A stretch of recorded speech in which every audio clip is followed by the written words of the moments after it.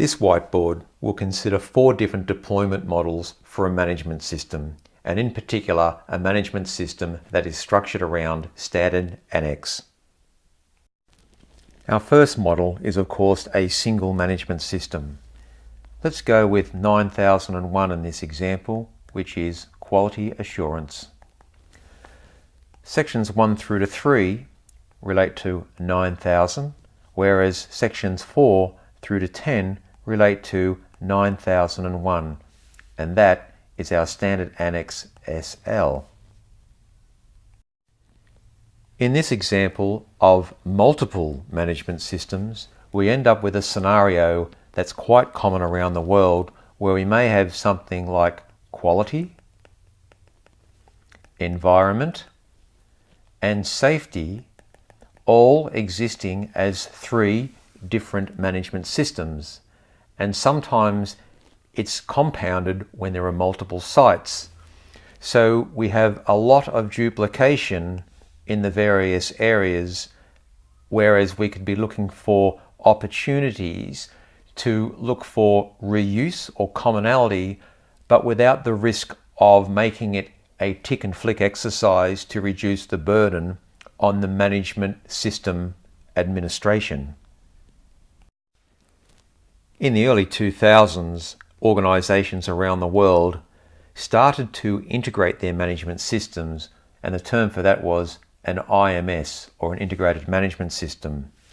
As you can see here, you might have had safety, environmental, and quality, but you had commonality in terms of the context and leadership. Planning may have been slightly different for each function or each management system, but really below the line, continual improvement was similar.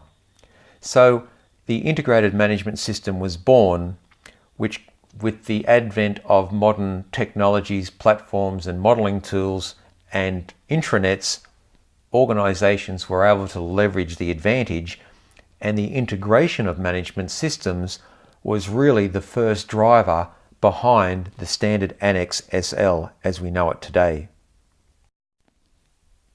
Our last model is what we would call an agnostic model.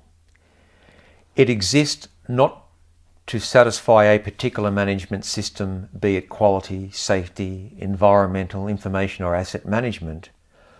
An agnostic management system, which is predominantly what this course will enable you to do as a practitioner, is to understand your market, understand your organisational objectives, and make them the scope of your management system. If you choose to have quality, safety, environmental, or any number of objectives, you would place those in the scope and have one management system, and that would be satisfied by the Annex SL.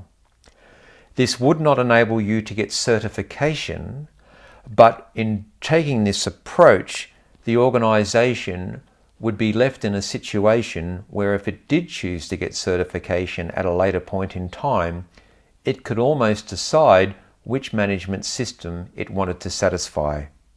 We'll talk more about how Annex SL plays a key role in setting up an organisation with assurance in a management system, but also too how with minimal overhead in administration we can assure demand being converted to value for our stakeholders.